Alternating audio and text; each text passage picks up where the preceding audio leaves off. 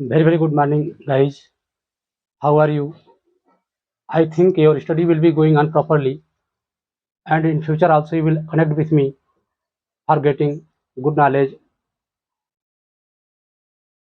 मैं उम्मीद करता हूँ कि आप लोग की पढ़ाई सही ढंग से चल रही होगी। आज की वीडियो में जैसा कि आपने थंबनेल में देखा, थंबनेल में जैसा देखा ठीक वैसा ही आज का वीडियो है, ठीक वही है। आज का बड़ा ही धुआंधार सेशन होने वाला है, बहुत ही अच्छा सेशन होने वाला है।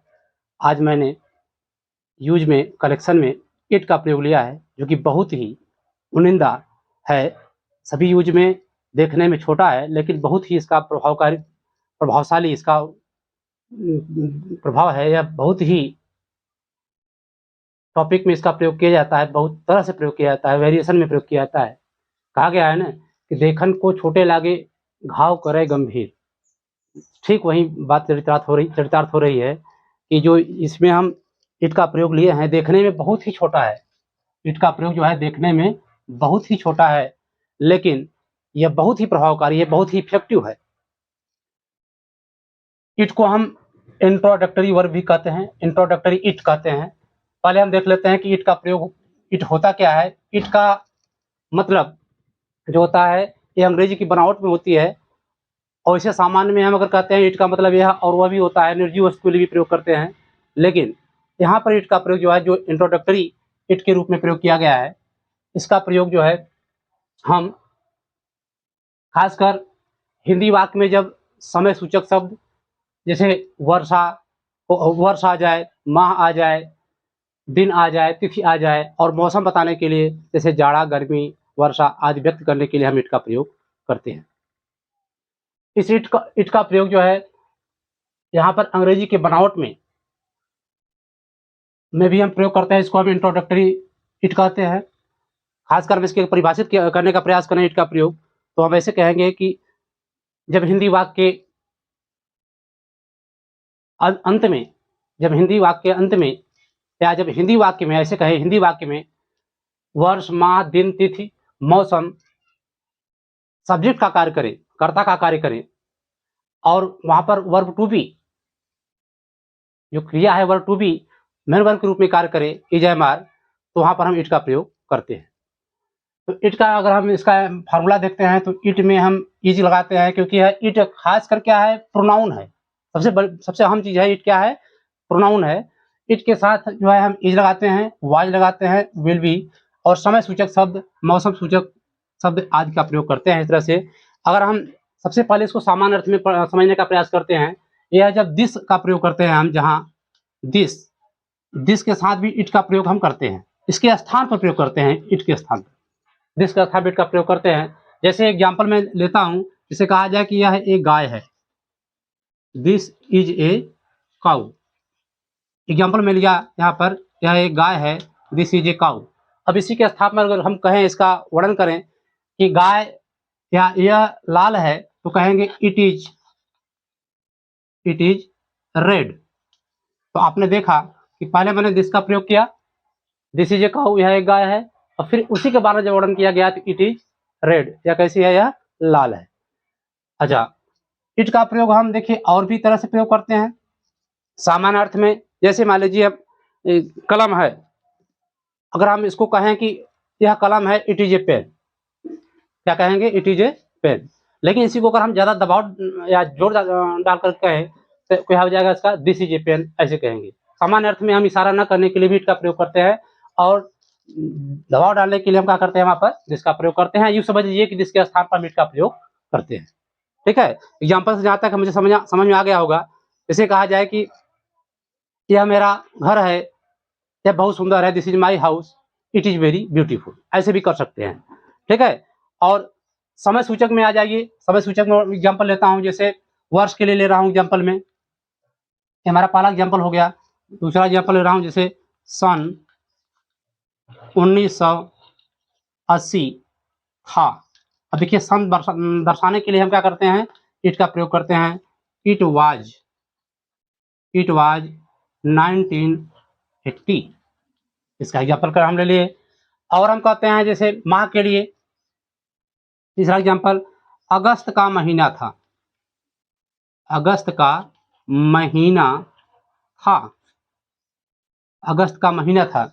अब यहाँ पर हम इसका वर्णन जब करेंगे तो हम यहाँ करेंगे it was the month of August, अगस्त का महीना था।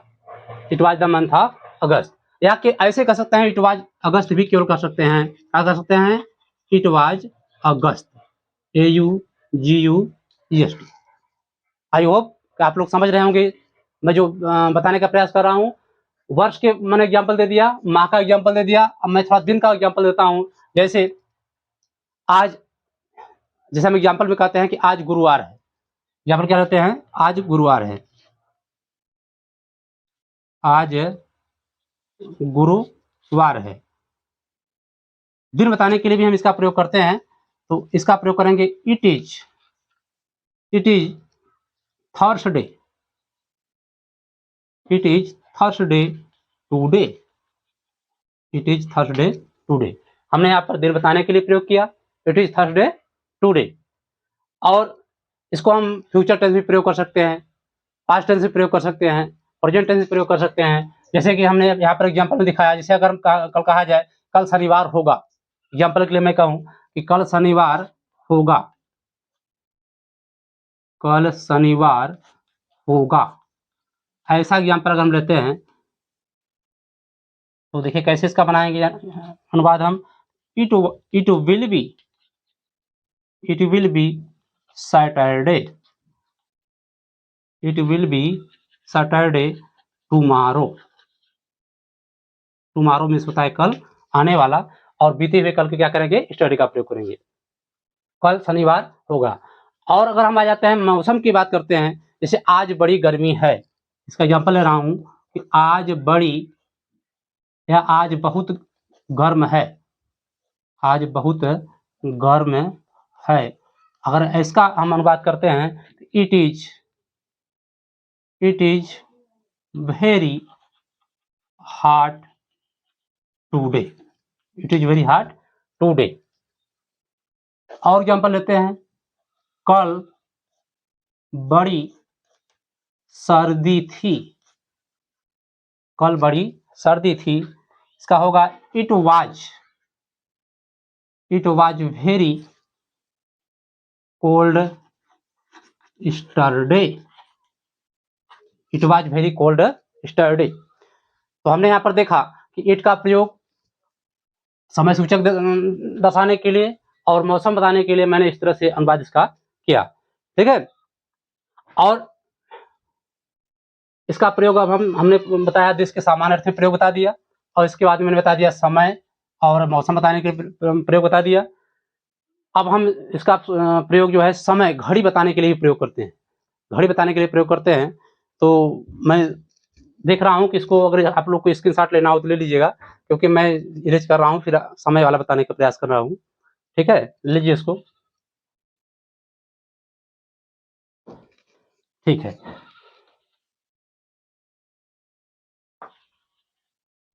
इट का प्रयोग हम लोग का चल रहा है आज के सेशन में। समय बताने के लिए भी प्रयोग कर रहे हैं। देखिए इसका थोड़ा सा वीडियो आज का लंबा होगा, लेकिन आप लोग keep on watching and you will get best knowledge from this video. आप लोग लगे रहिए इसमें, और हमें उम्मीद है कि आप लोग सबसे अच्छा ज्ञान अर्जन कर सकेंगे। अब हम घड़ी बताने के लिए कर सकते हैं टाइम, टाइम खासकर घड़ी, घड़ी के अर्थ में प्रयोग कर रहे हैं, इसका मैं संकेत कर रहा हूँ घड़ी, ठीक है। जैसे मान लीजिए यही घड़ी है, अब इसको मैं डिवाइड कर दिया, यहाँ पर हो गया 3, यहाँ पर हो गया 6, यहाँ पर हो गया 9, यहाँ पर हो गया 12।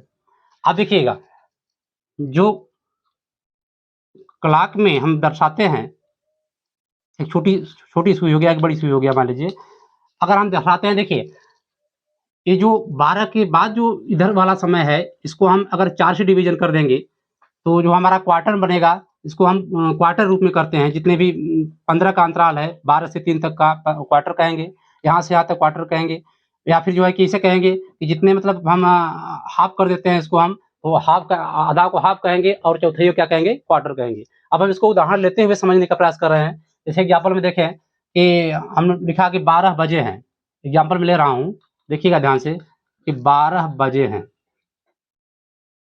12 बजे हैं।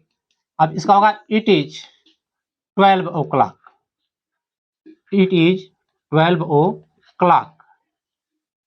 हम यहाँ 12 को ऐसे भी लिख सकते हैं, अंक में भी लिखते हैं, डिजिट में लिखते हैं, कोई दिक्कत नहीं है। 12 बजे है, इट इज 12 ओ क्लॉक, छोटी सुई 12 हुआ, यहाँ पर 12 बजे है। अगर मान लीजिए बड़ी सुई यहाँ पर आ गया तो 12 बजे, अगर मान लीजिए अब यहाँ पर सुई बड़ी मैं बना दिया, अब 12:15 हुए हैं, जिसको हम क्वार्टर में कहेंगे, अब बीता हुआ समय हुआ है, तो यहाँ पर हम करेंगे इसका एग्जाम्पल में, जैसे 12:15 बजे हैं, क्या कहेंगे, 12:15 बजे हैं। देखिएगा गाइज, बहुत ही इंपॉर्टेंट सेशन चल रहा है इसमें, इसको स्किप मत करिएगा। 12:15 बजे हैं, इसका होगा it is quarter, QUARTER, it is quarter past 12, it is quarter past 12, 12:15 बजे हैं। अगर हम इसी को यहाँ पर सीधा कर देते हैं, बड़ी सुई को यहाँ बना लेते हैं, तो 12:30 बज गया, जिसको हम लिखेंगे यहाँ पर कि 12:30 बजे हैं, 12:30 बजे हैं। इसका बनेगा इट इज हाफ पास्ट 12। मैंने कहा डिजिट में लिख सकते हैं या उसको हम वर्ड में लिख सकते हैं, इट इज हाफ पास्ट 12, 12:15 बजे हैं। अगर मान लीजिए यहाँ पर आ गया 12 बजने में 15 मिनट बाकी हैं, अगर ऐसा कहा जाए 12:15 बजे हैं, देखिएगा इसको कैसे लिखेंगे कि 12:15 बजे हैं, 12:15 बजे हैं, तो इसका बनेगा it is quarter to 12, it is quarter to 12, TWELVE, it is quarter to 12। देखिए क्वार्टर बाय 2, जब बाकी रहता है तो वहां 2 का प्रयोग कर देते हैं हम, और जब आगे चला जाता है तो हम पास्ट का प्रयोग करते हैं। तो 12:15 बजे है, इट इज क्वार्टर टू 12 हो गया, 12:15 बजे है। अब यहाँ मैंने 12 बजे सीधा बता दिया। अब इसके बाद में यहाँ तक तो स्पष्ट मैंने बता दिया, सवा के लिए, पौने के लिए, साढ़े के लिए। लेकिन अब एक चीज और देखना है, अगर हमको 5 के, अगर हमको टेबल में कहना है, जैसे 5 है, 10 है, 15 है, 12 है, 25 है, इस तरह से जितने हैं 5 के पहाड़े में जो आते हैं, सबसे महत्वपूर्ण चीज देखिएगा, सुनिए मैं क्या कह रहा हूँ उसमें। जब 5 के पहाड़े में आता है, जैसे कहा जाए 12:05 हुए हैं, 12:10 हुए हैं, इसका भी मैं एग्जाम्पल ले रहा हूँ। तो देखिए कैसे इसका बना रहा हूँ, मैं क्या कहना चाह रहा हूँ कि 12:05 हुए हैं। तो इसका अनुवाद सबसे महत्वपूर्ण चीज है, इसका बनाएंगे, जब पहले बना लेते हैं तो बता रहा हूं। इट इज 12:05 हुए हैं, इट इज 12 आफ्टर 5।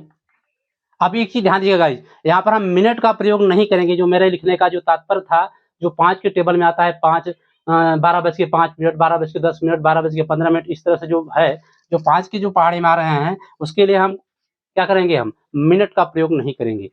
ठीक है, 15 के लिए तो अलग हो गया, 30 के लिए अलग हो गया, तो मैं बता ही दिया। इसके बाद में अगर 5 है, 10 है, या 20 है, 25 है, इसके लिए अगर पहाड़े में आता है तो वहां पर हम मिनट का प्रयोग नहीं करेंगे। ऐसे नहीं कर सकते कि इट इज 12 आफ्टर 5, 12:05 हुए हैं, यहाँ मिनट हम नहीं लगा सकते, मिनट का प्रयोग यहाँ पर नहीं कर सकते।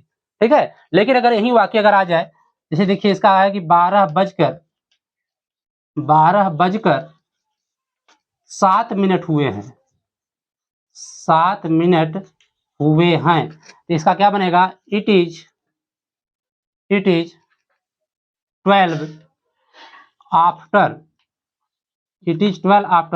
5। अब यहाँ पर हम मिनट का प्रयोग करेंगे, यहाँ पर क्या करेंगे, हम मिनट का प्रयोग करेंगे। इट इज क्या लिखे, क्या हमने लिखा, इट इज 12 आफ्टर 5 मिनट्स। अब यहाँ पर हम मिनट का प्रयोग कर देते हैं।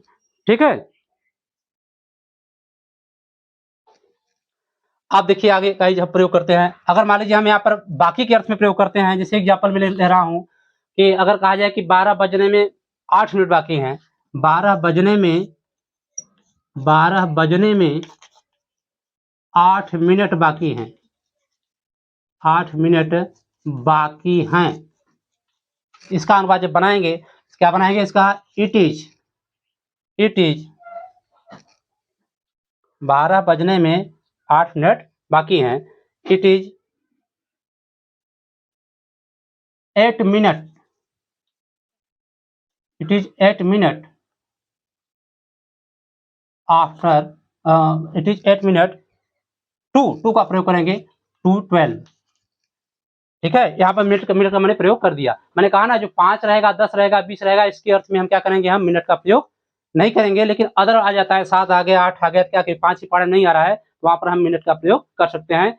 यहाँ लिखा हमने कि इट इज, क्या लिखा हमने, इट इज 8 मिनट टू 12, 12 बजने में क्या हुआ, 8 मिनट बाकी हैं। अगर पश्चात आ गया तो क्या करेंगे, हम आफ्टर का प्रयोग कर देंगे। ठीक है, अब आज मैंने जो घड़ी बताने का प्रयोग किया, बताने का प्रयास किया, जहां तक मुझे उम्मीद है कि आप लोग को अच्छी तरह समझ आ गया होगा। इसको देख लीजिएगा, 12 बजने के लिए क्या करेंगे, इट इज 12 ओ क्लॉक, 12:15 बजे हैं, इट इज क्वार्टर पास्ट 12 कहेंगे, 12:30 बजे हैं, इट इज हाफ पास्ट 12 कहेंगे, 11:15 बजे हैं, इट इज क्वार्टर टू 12 कहेंगे, 12:05 हुए हैं, इट इज 12 आफ्टर 5। यहाँ मिनट्स नहीं प्रयोग करेंगे। इसके बाद करेंगे 12:07 हुए हैं, इट इज 12:07 हुए हैं, इट इज 12 आफ्टर 5 मिनट्स। ठीक है, it is 5, sorry it is 5 minutes. यहाँ पर थोड़ा सा मिस्टेक हो गया, सॉरी गाइज, देखिएगा क्या हुआ यहाँ पर, it is 5 minutes, it is 5 minutes MINUTES minutes after 12। ठीक है, थोड़ा सा इसको करेक्शन करिएगा, इट इज 5 मिनट्स आफ्टर 12 हो गया। इसके बाद फिर आए 12 बजने में 8 मिनट बाकी हैं, इट इज 8 मिनट टू 12। अब यहाँ पर हमने घड़ी के प्रयोग में बता दिया। अब हम सब्जेक्ट के प्रयोग में हम भी प्रयोग करेंगे, सब्जेक्ट पर जोर लगाने के लिए प्रयोग करेंगे। इसका स्क्रीनशॉट ले लीजिएगा, मैं आगे प्रयोग करने वाला हूँ क्योंकि इसका प्रयोग बहुत ही महत्वपूर्ण है। ठीक है, ले लीजिए इसका स्क्रीनशॉट। चलिए अब मैं फिर अगला प्रयोग देखता हूं इसका। इट का प्रयोग कहाँ का होता है, बहुत ही इंपॉर्टेंट इट है। पूरे प्रयोग में छोटा शब्द है लेकिन बहुत ही है महत्व रखने वाला है। अब कर्ता पर देखिए, मैंने कहा ना कर्ता पर जो है सब्जेक्ट पर जोर डालने के लिए, सब्जेक्ट पर जोर डालने के लिए भी प्रयोग करते हैं। सब्जेक्ट पर जोर डालने के लिए, जोर डालने के लिए प्रयोग करते हैं। जैसे इसका एग्जांपल मैं लेता हूं, जैसे मैं हूं या मैं ही हूं। ठीक है, इसका अगर हम अनुवाद करेंगे तो देखिएगा यहाँ पर क्या करेंगे, इट का प्रयोग करेंगे, इट इज आई।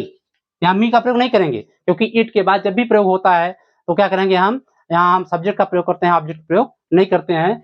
तो यहाँ करेंगे इट इज आई, मी नहीं करेंगे। अक्सर हम लोग गलती कर देते हैं, इट इज मी कर देते हैं, वो गलत है, इट इज आई। एक एग्जाम्पल मैं और लेता हूँ, जैसे दूसरा एग्जाम्पल ले रहा हूँ,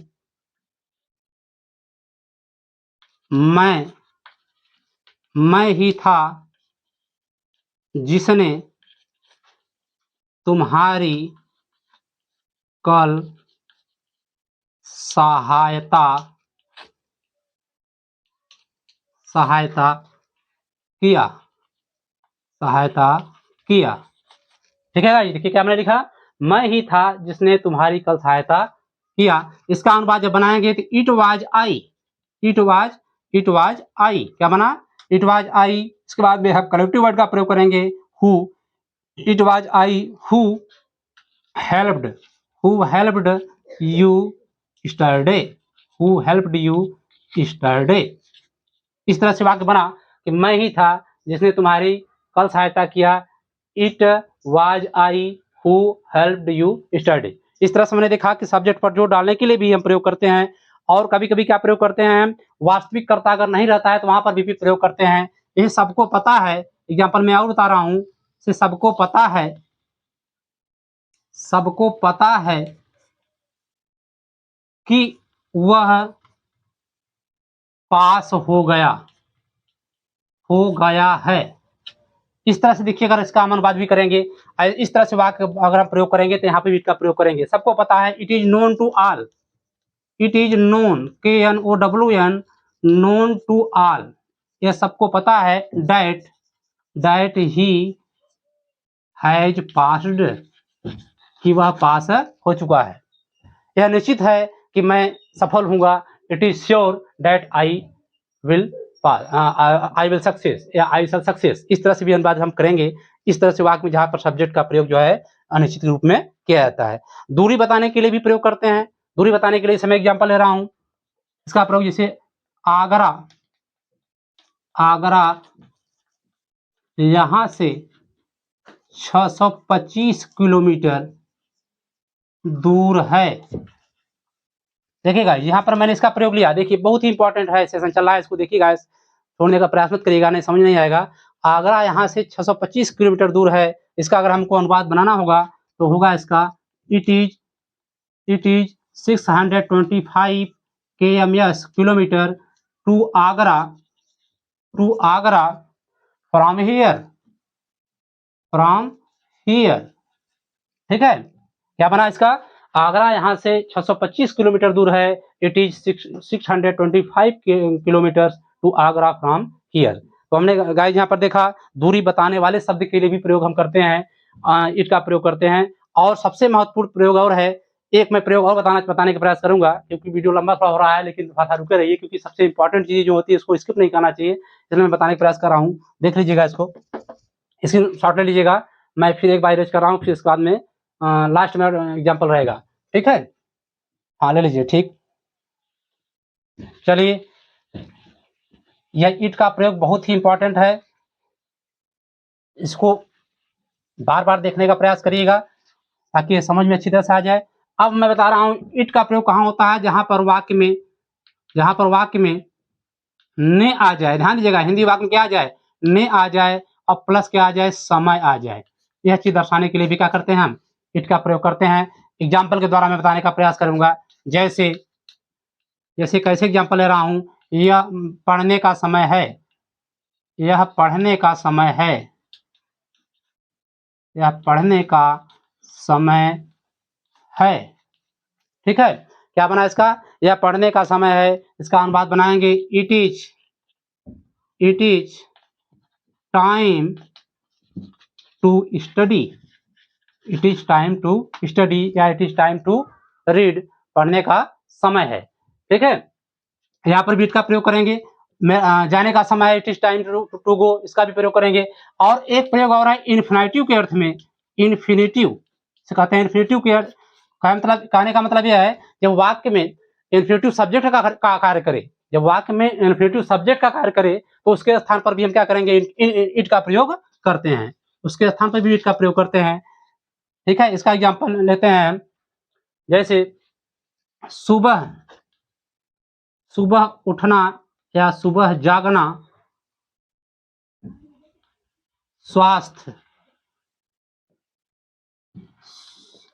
स्वास्थ्य के लिए लाभदायक है, के लिए लाभदायक है। यहाँ पर भी हम प्रयोग करेंगे, सुबह उठना स्वास्थ्य के लिए लाभदायक है।